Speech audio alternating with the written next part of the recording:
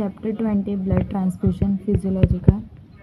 तो blood transfusion मतलब होता क्या है? तो process of transferring the blood और blood components from one person into the blood stream of another person. मतलब कि ब्लड ट्रांसफ्यूजन मतलब कि ब्लड का ट्रांसफ़र होना एक पर्सन से लेके दूसरे पर्सन में। तो इस चैप्टर में हम इन सब को इंक्लूड करेंगे, उसका introduction, precaution, hazards, blood substitutes, exchange और ऑटोलोगस ब्लड ट्रांसफ्यूजन। तो इंट्रोडक्शन पे आते हैं।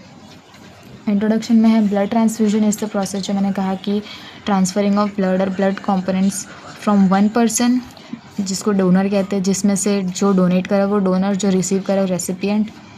Transfusion is done as a life saving procedure to replace blood cells और blood products loss through bleeding.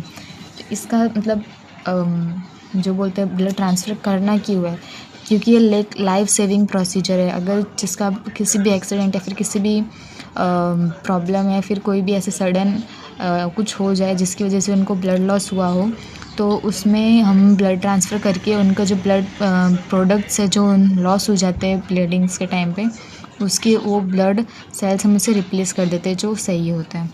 उसके बाद किस कंडीशन में ब्लड ट्रांसफ्यूजन ज़रूरी है? तो blood transfusion is essential in the following, जैसे कि anaemia, haemorrhage, trauma, burn, surgery. इन सब जो प्रॉब्लम्स हैं, इन सब जो डिजीज़ कह सकते हैं इनको, इन सब नेसेसरी, इन सब चीज़ों में, इन सब कंडीशंस में ब्लड ट्रांसफ्यूजन के प्रिकॉशंस, यानी क्या क्या हमें प्रिवेंशन, मतलब क्या क्या हमें प्रिकॉशन रखने चाहिए। तो certain precaution must be followed before and during the transfusion of blood to patient. तो ऐसे कौन सी सावधानियाँ जो रखनी चाहिए? Precaution to be taken before the transfusion of blood. Transfusion से पहले क्या प्रिकॉशन हो चाहिए? Donor must be healthy without any disease like sexually transmitted disease such as syphilis. जो डोनर है उसको STI नहीं होना चाहिए। Disease caused by virus like hepatitis, ads etcetera, इन सब चीज़ें उनको नहीं होनी चाहिए। हेपेटाइटिस और AIDS. Only compatible blood must be transfused. Compatible blood must be transfused मतलब अगर डोनर का, रेसिपिएंट का ब्लड A पॉजिटिव है तो डोनर का भी A पॉजिटिव होना चाहिए, ना कि अलग डिफरेंट ब्लड बना और बहुत सारी प्रॉब्लम्स आ सकती है।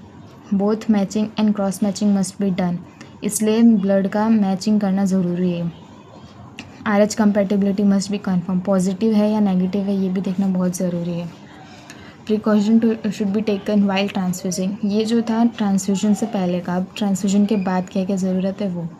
तो apparatus of transfusion must be Sterlite, जो भी इंस्ट्रूमेंट यूज़ कर रहे हैं वो हमेशा साफ़ सुथरा और स्टराइल होना चाहिए, उसके अंदर कोई भी जर्म्स या वायरस, पार्टिकल्स, बैक्टीरिया कुछ भी नहीं होने चाहिए। Temperature of blood to be transfused must be same as the body temperature. तो जिस टेम्परेचर में जो ब्लड हमारी बॉडी में होता है उसी टेम्परेचर में उस ब्लड को प्रिजर्व करके रखना चाहिए, as same as the body temperature. Transfusion of blood must be slow, तो जो ट्रांसफ़र कर रहे हैं वो उसका जो प्रोसेस है वो बहुत स्लो होना चाहिए। The sudden rapid infusion of blood into the body increase the load and the heart resulting in many complication. तो जो ब्लड का फ़्लो है बॉडी के अंदर वो बहुत लो होना चाहिए। अगर ये सडन रैपिड कर दिया जाए तो इसकी वजह से हार्ट पे ज़्यादा लोड पड़ता है और इसकी वजह से बहुत सारी कॉम्प्लिकेशंस देखने को मिलती हैं। हज़ार्ड्स ऑफ ब्लड ट्रांसफ्यूजन्स, क्या क्या इसके साथ नुकसान है? तो hazards of blood transfusions are of 4 types.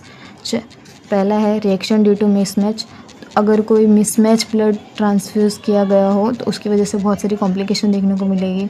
Reaction due to massive blood transfusion, massive blood यानी बहुत क्विक वे में अगर ब्लड ट्रांसफ़र करा गया हो तो भी प्रॉब्लम्स देखने को मिलेगी। Reaction due to faulty techniques during blood transfusion की अगर कोई फॉल्ट आ जाए, या तो मशीन में या तो किसी जो भी इंस्ट्रूमेंट यूज़ करे, जो भी इक्विपमेंट यूज़ करे उसमें, तो और उसमें फॉल्टी टेक्निक्स अगर गलत तरीके से उसको ट्रांसफ्यूज़ करना जा रहे हो तो उसकी वजह से भी प्रॉब्लम आ सकती है। और ट्रांसमिशन ऑफ इन्फेक्शन, ये तब होगा जब उसके जो इक्विपमेंट्स है वो साफ़ सुथरे नहीं होंगे, तो इन्फेक्शन के चांसेस बहुत बढ़ जाते हैं। फिर आता है reaction due to mismatch blood. अब इन चारों को एकदम डिटेल में समझा है कि reaction due to mismatch blood transfusion reaction due to ABO incompatibility and RH incompatibility are explain.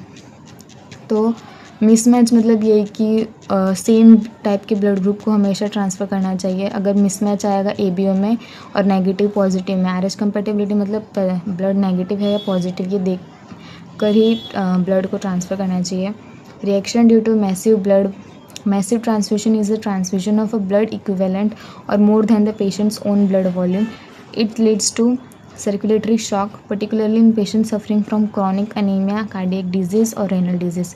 तो मैसिव ट्रांसफ्यूजन का मतलब ये है कि जितनी ब्लड वॉल्यूम की ज़रूरत है पेशेंट के अंदर उतनी ही दी जाए, क्योंकि क्या पता मतलब अगर उनको उससे ज़्यादा लिमिट में दिया जाए या फिर उससे कम में दिया जाएगा तो पेशेंट सर्कुलेटरी शॉक के शिकार हो सकता है और पेशेंट जो है उसको क्रॉनिक अनीमिया हो सकता है, कार्डियक डिजीज़, हार्ट प्रॉब्लम या फिर किडनी प्रॉब्लम देखने को मिलेगी।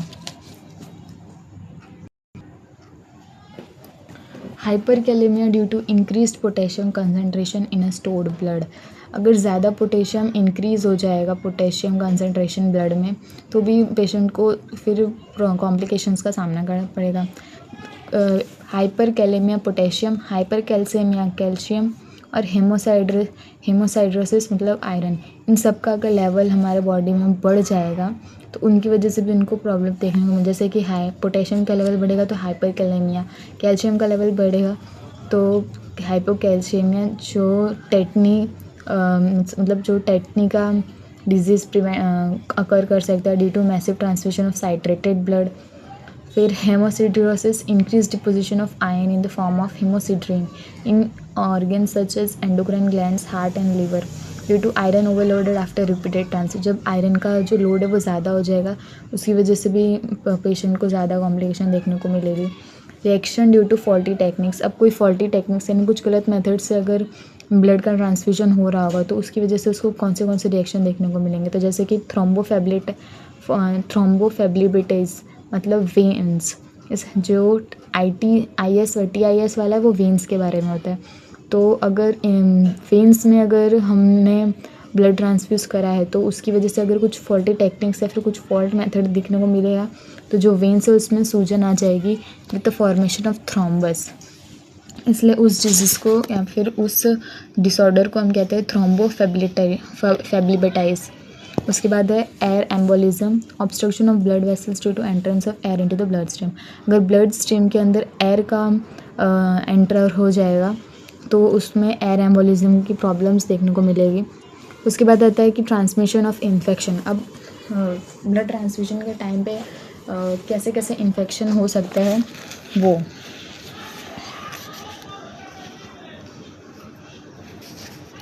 Transmission of infection. Blood transfusion without precaution leads to transmission of blood-borne infections such as HIV, hepatitis B and A, glandular fever of infections, mononucleous acute infections, disease caused by Epstein-Barr virus। एक virus है जिसकी वजह से glandular fever और infectious मोनोन्यूक्लियसिस हो सकता है।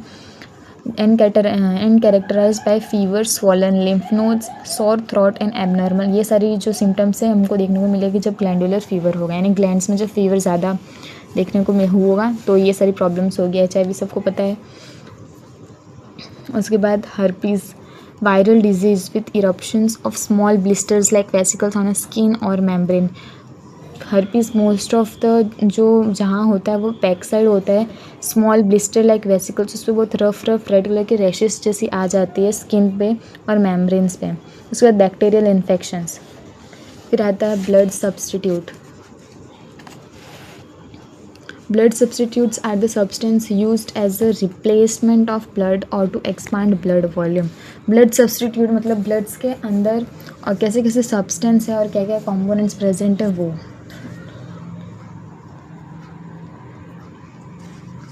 commonly used blood substitutes, human plasma, 0.9% sodium chloride जिसे सेलाइन कहते हैं, 5% glucose, colloids like gum, acacia, isinglass, albumin and animal gelatin. ये सारी चीज़ें जो है वो ब्लड सब्स्टिट्यूट यानी ब्लड बनाती है।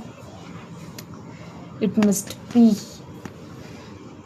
Important for the blood. Exchange transfusion. Exchange transfusion is procedure which involves removal of patient's bloods completely and replacement with fresh blood or plasma of the donor। Exchange transfusion मतलब क्या, वो एक procedure है जो patient में जैसे जो blood है वो कम्प्लीटली रिप्लेस करके फ्रेश ब्लड डालता है और प्लाज्मा डालता है।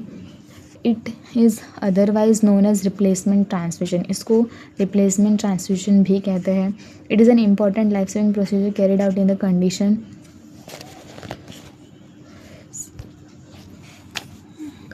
Severe jaundice, sickle cell anaemia, erythroblastosis. मतलब ये जो एक्सचेंज ट्रांसफ्यूजन है वो कब किया जाता है, तो इन सारी कंडीशंस में ट्रांसफ्यूजन का जो एक्सचेंज है वो किया जाएगा। अब प्रोसीजर क्या है इसका, procedure involves both removal and replacement of affected blood in stages. Exchange transfusion is carried out in a short cycle of few minutes duration as given below. तो ये एक शॉर्ट साइकिल में परफॉर्म किया जाता है, जैसे कि affected person blood is slowly drawn in small quantities of 5 to 20 ml depending upon the age and size of the person and the severity of the condition। तो पहले जो पर्सन होता है ब्लड, उसका बहुत धीरे धीरे ब्लड को जो है वो बाहर निकाला जाता है, ड्रॉन आउट, जो स्लोली उसको बाहर निकाला जाता है इन स्मॉल क्वांटिटी, लाइक 5 से 20 ml ब्लड पहले निकाला जाता है। उसकी एज और उसकी साइज़ और उसकी सीवियरिटी यानी उसकी कंडीशन देख के। उसके बाद है equal quantity of fresh and pre warm water of the plasma is infuse through intravenous catheter.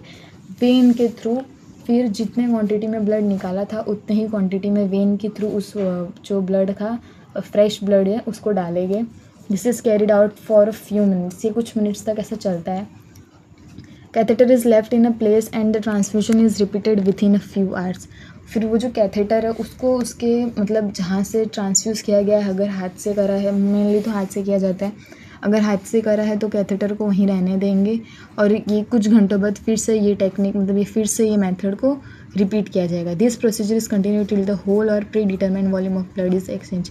और ये टेक्निक तब तक करी जाती है जब तक पूरी जो है जितना ब्लड इंसान को देना था या फिर लेना था पूरे ख़त्म ना हो जाए, तब तक ये चीज़ को रिपीट करा जाता है।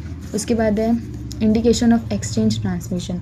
Following are the indication of the exchange transmission means the symptoms और a condition of disease that indicates a suggest necessary medical treatment.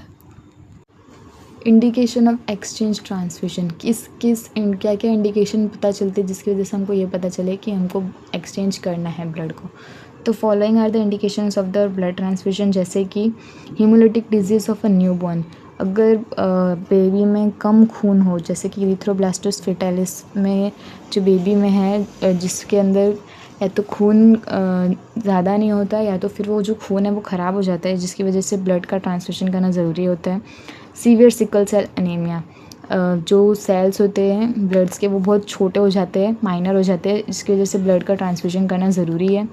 Severe polycythaemia, replacement with saline, ये जो पॉलीसाइम है उसमें आरबीसी शायद लो हो जाती है, जिसकी वजह से सलाइन मतलब ब्लड में तो देना पड़ता है, लेकिन ब्लड के साथ तो ये सारी जो कंपोनेंट्स वो ब्लड में ही होती है, तो उसका जो रिप्लेसमेंट होता है सलाइन और प्लाज्मा और एल्ब्यूमिन के साथ होता है। टॉक्सिसिटी ऑफ सर्टन ड्रग्स, जब जो बॉडी में अगर ड्रग्स का टॉक्सिसिटी ज़्यादा हो जाए तब ब्लड्स को ट्रांसफ्यूज़ किया जाता है। Severe jaundice in newborn baby, ये बहुत कॉमन है कि न्यूबॉर्न बेबी में सीवियर जॉन्डिस का प्रॉब्लम देखने को मिलता है कि तब ट्रांसफ़र करा जाता है ब्लड को। Normally neonatal jaundice is treated by exposure of water, जो बहुत लो पावर के जॉन्डिस होते हैं, यानी जो बहुत मैं जो कहते हैं कि और सब में मोस्ट ऑफ पाया जाता है, उसमें तो यूवी रेज से ही जॉन्डिस ट्रीट हो जाता है। It breaks the bilirubin which is excreted by the liver, तो जो बिलीरुबिन होता है उसको ब्रेक करता है जो लिवर से एक्सक्रीट होता है, जिसकी वजह से उनको जॉन्डिस जो प्रॉब्लम होती है वो ठीक हो जाती है। उसके बाद है autologous blood transfusion. Autologous blood transfusion is the collection and the reinfusion of patient's own blood. Autologous blood transfusion ये है कि जो ब्लड है उसको जो ब्लड ट्रांसफ्यूजन होता है उसको कलेक्ट करते हैं और फिर उसको री इन्फ्यूज़ किया जाता है उसी पेशेंट्स के ओन ब्लड में उनकी। It is also called self blood donation. ये जो इस प्रोसेस को सेल्फ ब्लड, क्योंकि इंसान वो अपनी खुद का खून फिर से वो री इन्फ्यूज़ यानी उसको फिर से अपने में ले रहा होता है। The conventional transfusion of the blood that is collected from person other than the patient is called allogeneic. मतलब जो ब्लड ट्रांसफ्यूज़ किया जो कलेक्ट किया है किसी पर्सन से अदर दैन द पेशेंट के अलावा अगर किसी से लिया जा रहा है ब्लड तो उसको कहते हैं एलोजेनिक और हेट्रोलोगस ब्लड ट्रांसफ्यूजन, क्योंकि वो किसी और से लिया गया है। Autologous blood transfusion is used for planned surgical procedures. ये जो ब्लड ट्रांसफ्यूजन वो किसी मतलब प्री प्लान्ड होता है कि इसमें खून की ज़रूरत पड़ेगी, इसलिए वो लोग अपने जो ब्लड होता है पहले निकाल लेते हैं और फिर किसी सर्जरी या फिर कोई जैसे कि मेन ऑपरेशन काम किया जाए उस टाइम पे वो खून जो होता है वो फिर से पेशेंट को दिया जाता है। Patient's blood is withdrawn in advance and store later. तो जो पेशेंट का ब्लड होता है वो पहले से ही वो लोग निकाल लेते हैं और उसको फिर स्टोर करके रखते हैं। Later it is infused if necessary during surgery. तो फिर उसको बाद में जब सर्जरी के में काम पड़ती है, जब ज़रूरत पड़ती है ब्लड की, तो फिर वो सर्जरी के टाइम पे उस ब्लड को यूज़ कर लेते हैं। This type of blood transfusion prevents the transmissions of virus. और इस तरीके से ट्रांसफ्यूजन किया जाए तो ये जो है इन सारी चीज़ों से उसको बचा सकते हैं, जैसे कि HIV और hepatitis B. It is also eliminates transmission reaction, और ये एक ट्रांसमिशन रिएक्शन को एलिमिनेट करता है। So this is the all about the chapter. Thank you.